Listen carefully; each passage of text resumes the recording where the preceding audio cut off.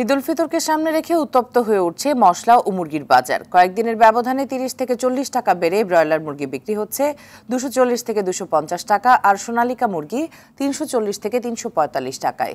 দাম বাড়েনি সেমাইয়ের, তবে কেজিতে 800 টাকা বেড়ে এলাচ বিক্রি হচ্ছে 2600 টাকায়। লবঙ্গ কাঠবাদামের দাম আকাশ ছোঁয়া। এদিকে ঈদ ও পয়লা বৈশাখের আগে 2000 টাকা ছাড়িয়েছে ইলিশের দামও। স্বস্তি আছে সবজির বাজারে। বেশিরভাগ সবজি বিক্রি হচ্ছে 40 থেকে 60 টাকার মধ্যে।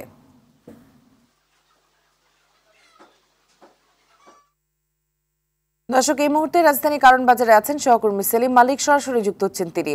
সেলিম, ঈদের আগে নিত্যপণ্যের দাম কেমন দেখছেন এবং বাজার মনিটরিং হচ্ছে কিনা আমাদের জানাবেন।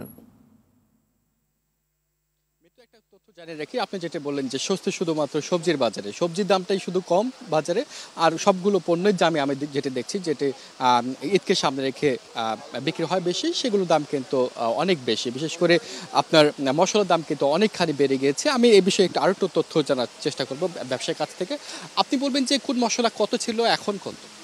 যেরকম দারচিনি ছিল আগে 440 টাকা, এখন 530 520 টাকা কেজি। এলাচি ছিল যেটা 2800 টাকা 2900 টাকা, এটা এখন 3200 3300 টাকা কেজি। যেমন লং ছিল আগে 1500 1550, এখন 1700 1750 টাকা কেজি চলতেছে বর্তমান।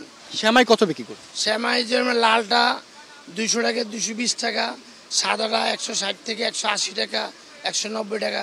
যেমন কাশ্মীরি আধা কেজির দাম 700 টাকা, বনফুল 800 গ্রাম 280 টাকা, বনফুল 200 গ্রাম 50 টাকা।